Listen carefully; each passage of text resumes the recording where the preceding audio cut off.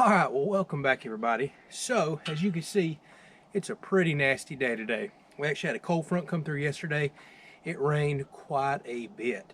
Today, pretty chilly, windy, so not a good day to do much work other than come down here and split some wood. And I should keep from sweating today with the temperatures the way that they are. So even though this isn't really a series, I've been calling it a series. I've been keeping track of me picking this wood up. Let me kind of backtrack a little. I have started picking wood up from a tree service company. I'm just too far away for them to haul it to me. And I'm going to try to start doing a little firewood side business next year. So I'm really wanting to keep track of my costs, kind of see where I'm at, to see if it's worth my while. And what I've been doing thus far is keeping track of all my time, my gas to go pick all this up, the amount of time I have in getting it to this point, unloading it from the trailer, splitting it, and got a little bit more time today to track to see how much it takes to fill up a rack of wood. Now I'm probably not going to get all this split today, not planning on it, but I think I can round my numbers out today. I know exactly how much I charge for a rack of wood.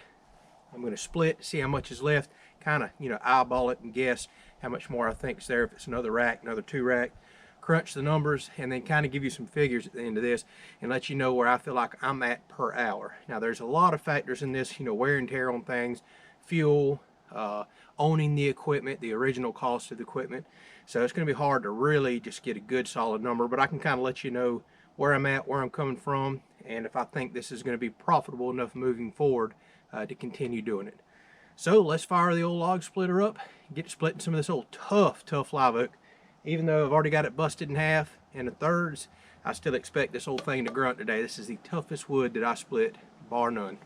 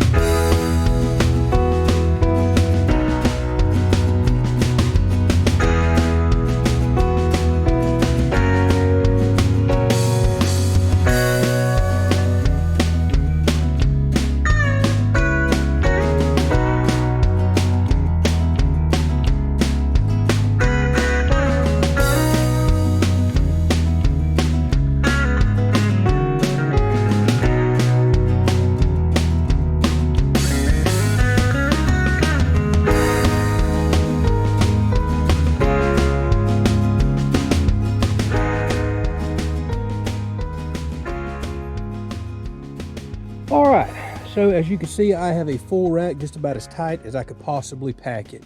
And I'm doing something new. Look at the size of this wood compared to that over there. It's almost half the size. It's something I've been really wanting to get into doing more, splitting my wood much smaller. From everything I'm reading and understanding, a customer prefers smaller pieces of wood. The good thing about it is it dries a whole lot quicker, which is very good for something dense like live oak right here. You do not want to give a customer dense, kind of wet wood that's just going to smolder on them. It's not an enjoyable experience. So this is going to help it dry quicker, burn hotter, burn quicker, and make a better experience for the customer there. So it did take a little extra time doing that, but that's the way I'm going to do it from here on out. Plus, as I start packaging and doing bundled firewood, you typically want it smaller. You can pack it in there better as well. So I am very pleased. It did not take out as much as I thought. So with everything that you see that I still have left here, and it goes back all the way there, I am not going to have a problem filling up 2 more racks. Could potentially fill up more, but it's looking like the load that I brought on my trailer is a 3 rack load. So that is good for crunching some numbers. All right, so since my racks are not all exactly the same, we're on a hill slope here, I'm just going to pick one in the middle for an average size of all my racks, because they get taller the further downhill that you go. This right here is a good rack to measure. I found a little handy dandy firewood calculator online. It calculates per cord or percentage of a cord. So let's see how much these racks really are.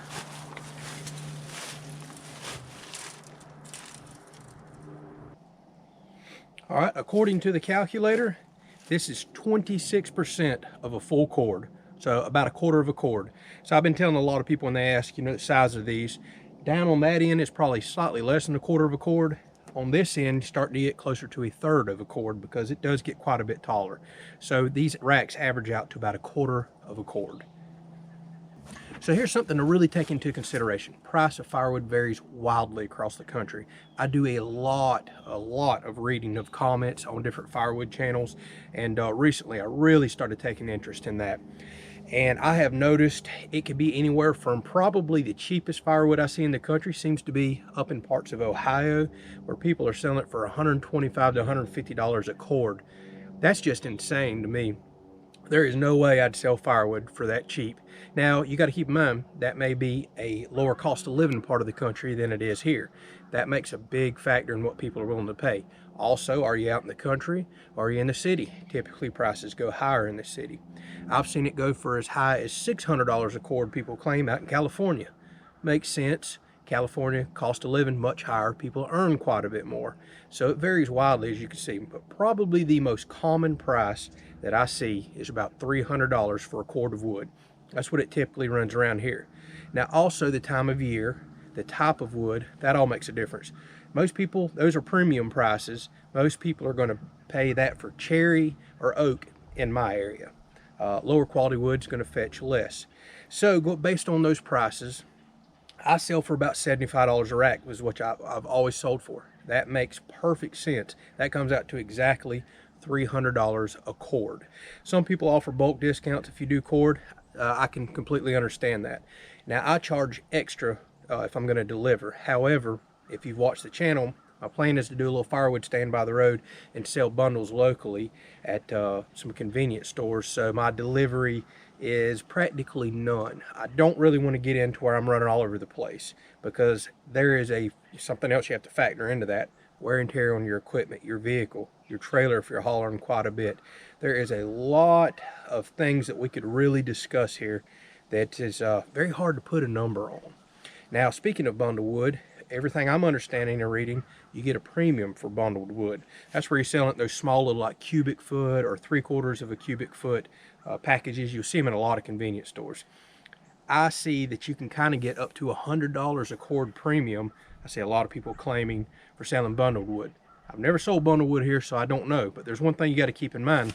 Splitting much smaller wood, which is typically what you do in bundled wood, takes more time, uses more gas. So it's understandable that you have to ask a little bit more of a premium for it. However, it still looks like there is a price increase. Now again, take these numbers with a grain of salt. Firewood may not go for in your area what it's going to go for here. So don't jump in head first thinking, man, I can make X number of dollars. You really need to take the time and look in your area. I've got a few numbers that I have factored in to kind of let you know where I'm at per hour if, say, I was an employer paying myself to do this. All right, now here's some numbers that I factored in, and keep in mind this does not factor a lot in, and we'll discuss a little bit of that. So I've calculated that I have about 3 racks to the eye, and with what I just split, that looks right. That's a total of $225. So that's the number that we're starting with, what I think I can sell this for. I have roughly $30 in gas. Remember, I had to go pick this wood up, and that was 2 hours round trip. So I'm adding up time and fuel and cost here. So $30 in gas. That's also me factoring in a couple of gallons in the splitter. It's very good on gas, and the chainsaw as well. It was $21 in the truck. I did another $9 for kind of running through here, a little bit of bar oil, just kind of wing that. So $30 should get me 3 racks if I continue to go pick the wood up the way that I have. So that's an important point. A lot of y'all are getting wood delivered to you by tree service companies. That would shave 2 hours of my time off, plus that $21 in gas. That's huge. I just don't have that offer right now. Now, this is a good figure to use because a lot of you are going to go out in the woods and cut down trees. Well, it's probably going to take you a couple hours to drive somewhere, cut a tree down, buck it up, load it up, and come back. Then you've got fuel costs. So that's a pretty good number. I just did that with all this wood that's over here. It was actually about 3 hours of my time, 2 drive, 1 to pick up. I was already going somewhere for that day, so it's kind of hard to factor in. About the same amount of gas. So that's a good figure to work with. Now, if I were to go cut a tree on the property, a lot less cost, no drive time, and can get it out much quicker. So, you know, careful with those numbers. So it took me 1 hour to split and put this up. Now that's with me running back and forth in the Ranger, checking a couple texts, checking a couple stocks. So I could shave a few minutes of that off, but that's splitting it down nice and small. So an hour per rack. I had 2 hours drive time, roughly 30 minutes to unload the trailer when I got here, about another hour to kind of buck everything up and do some splitting here. So I had a total of 7.5 hours in what should be 3 racks of wood for $225. So let's factor that in. If you take 7.5 hours divided by $225, it gives me $26 an hour after the expenses. Remember, the fuel there. Okay, now if you're going to do the right thing and pay your taxes, claim your income on that, that comes out to about $19.50 an hour. That sounds pretty good to some of y'all. That probably sounds horrible to some of y'all. Again, cost of living is different everywhere. So some of these numbers may sound really good, really bad. But what am I not factoring in? There's a lot to talk about there. That's just your hourly rate. You've got to take in consideration, do you already own a chainsaw? Do you already own a splitter? Do you already own a truck, trailer? Those things can add up to tens of thousands of dollars. Do you know how much firewood you will have to sell to pay for that if you're having to start from scratch? It's quite a bit, and something you really, really need to think about. There's constant wear on your chainsaw chains. Again, that bar oil and gas, although I've kind of factored some of that in. There's wear and tear on your equipment. The more I use my equipment, such as my log splitter, the quicker it's going to wear out. It's very, very hard to put a number on those things. Now, in my instance, and a lot of y'all's, you're already going to have a truck, a trailer, a chainsaw, and a splitter. So you can kind of crunch numbers as I am. As far as how quickly you're going to wear all that equipment out and the cost to factor in, it's just about impossible to do. But you have to understand, all the way down to that $19.50 an hour, there's still more money you need to take out of that and set aside for wear and tear on that equipment. Accidents happen. What if you have an injury and you have to pay for something? What if you have an accident with a piece of equipment?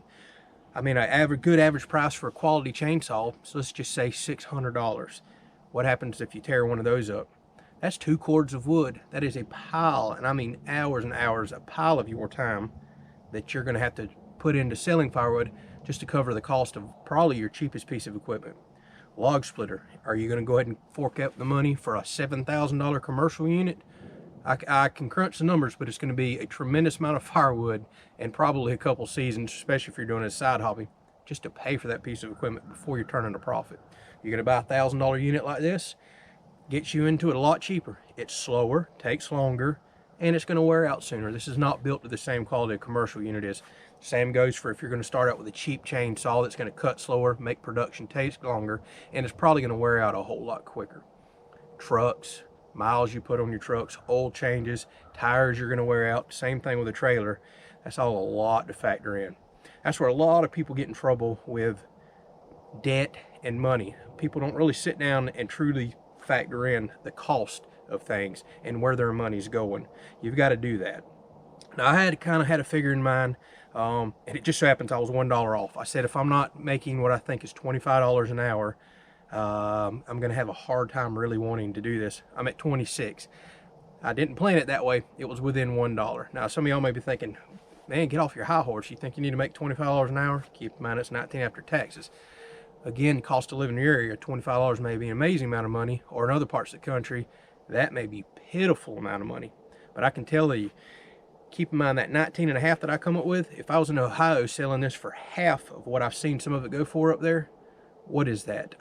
Right at $10 an hour. You think I'm going to do all this work, tear my equipment up for $10 an hour? Not even about to happen. Now, if this was California, hey, you could double that price. I'd be making $40 an hour. That'd be awesome. Again, check your part of the country and really take in consideration what you're going to have to buy, how old your equipment is, how quickly you're going to wear it out, and what you have to get in there. Now, I'm very fortunate. There's a figure I'm not adding in here. It's my YouTube income, and it's very, very low right now. A lot of these videos I'm getting a few dollars on, literally. Every now and then I'll have a rare one that gets quite a bit of views, and I'll make quite a bit more money on, maybe almost as much of a rack of wood. That's kind of a rarity. So I do get to factor that in, and I'm letting that income kind of buffer wear and tear on my equipment and new things that I'm buying to use on camera, to do reviews on, and to speed up the process here. But a lot of y'all aren't going to have that kind of an option. Keep in mind, there's many, many different ways to make money on firewood. A lot of people don't think about it.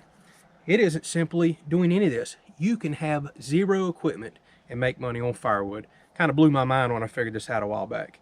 But there's a lot of people that are willing to cut their throat, give their time away for nothing, and sell cords of wood for cheap. Well, guess what you could do? If you have a truck, maybe nothing more, you can go pick that wood up and literally flip it for some money. If you can find customers that's willing to pay you a premium for it. Somebody's already did all the hard work for you. Now, to me, that doesn't sound enjoyable at all, but think about that. There's all kinds of ways that you can make money in firewood, from bundles at a premium, from going to campgrounds, convenience stores. You don't just have to go deliver in bulk, to firewood stands on the side of the road, to, again, going and literally flipping firewood like you'd flip a house. I'm not interested in that. I want to run the chainsaw, I want to run the splitter, and I really, really enjoy doing this. But again, no matter how much I enjoy doing it, it's a wear and tear on my equipment, physically on my body. It requires my time. And if I could be putting that time elsewhere for quite a bit more money, I'd be a fool not to do that. So I think this is going to work out really well for me. I'm excited to get into bundle wood to see if I can up that price a little. I'll keep y'all in the loop along the way. And there's one more thing I want to show y'all and talk about before we wrap this video up, since a lot of y'all are following the channel now, and thank y'all so much for that. All right, so I broke down and bought me one of these moisture meters, because that's going to be pretty important down the road. If I'm selling a product to a customer, I want to make sure I'm giving them the best thing that I can. Dry wood is extremely important. Again, they don't want to be sitting there taking forever trying to light a piece of wood that's smoldering on them, smoking up. Plus, that's bad for chimneys. You know, the wetter the wood is, the more creosote and smoke buildup that you can have. Plus, people are lighting wood because they want to see and feel a fire. They want it to be enjoyable. They don't have to sit there and fight it. So, depending on how much of this wood that I have left, I may split and put some of this wood in an IBC tote back there, since that's a new way that I'm going to store. And obviously I'm going to have some in the racks. And I've been kind of concerned about, as dense and packed as you'll make an IBC tote, if it's going to dry well. So I want to do a comparison. This is going to take many months to happen. Y'all remind me whenever it comes time to sell this firewood. But I'm going to check the moisture on what I just split. And then we're going to compare it down the road a few months from now, actually next fall, how dry an open rack is versus an IBC tote. My money says this rack's going to dry a whole lot quicker than a packed IBC tote, but we may be shocked, who knows. But now's the time to grab the numbers. All right, so here's a piece of split wood. I'm going to grab it from the inside. It is soaking wet. That is live oak. You could literally let it season for 2 years. So let's stick this in. 21.5% moisture. Check another spot.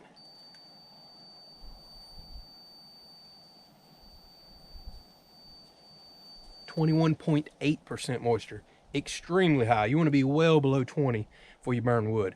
And as a matter of fact, I stuck this in a piece of dry plywood up there, and I think it was somewhere low, like 13-14%. So I think realistically I'll have to go look at the numbers from people that's doing this a lot more than me. Somewhere around that 16+% range is where you'd really like for dry seasoned firewood to be. Just out of curiosity, before I let you go, I have some cherry, which is probably the quickest drying firewood that there is. I'm going to check a couple pieces of that. All right, so here's a piece out of the center of the rack. We'll do it two ways. This has been drying for over a year, and it's cherry. Cherry, I've heard that you can burn as quick as 6 months, and that's about correct.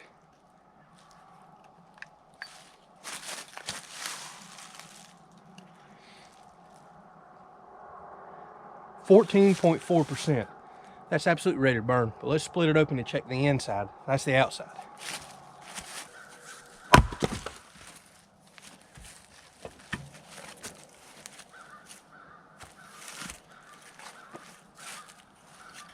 Another way you can tell, that old hollow sound tells the tale every time. So here we are on the inside. 15.2. This is absolutely ready to burn. It's so light in the hands. All right, well, hopefully y'all enjoyed this little episode. Try to do something different, explain some of my numbers. I would love to hear from some of y'all that do this full time. There's several of y'all that watch the channel now. They've been selling firewood way longer than I have, and that do it pretty much full time. So you may tell me I'm way off on some numbers, or I'm not. Again, I have left a lot out there that really still needs to be calculated in. That wear and tear on your equipment is so hard to factor. Now, since I already pretty much own everything that I need to start this, it's easier for me to do the numbers, but again, the wear and tear portion is so extremely hard to calculate. So let me know anything I may have missed. That's what the comment section's for. For anybody watching this that's wanting to learn, go read those comments. There's going to be some people comment on here that have far more knowledge than I do, and that's a great place to learn from others. So we'll catch you on the next video. I have a lot, and I mean a lot more splitting to do. Got to go get some more wood here soon, fire up the new steel chainsaw, do some more bucking. And I tell you what, it's chilly. I actually need to get my jacket on. We got friends coming over. We're about to grill out and have us a very nice fire. So I got to keep the firewood coming. Thank y'all so much for watching.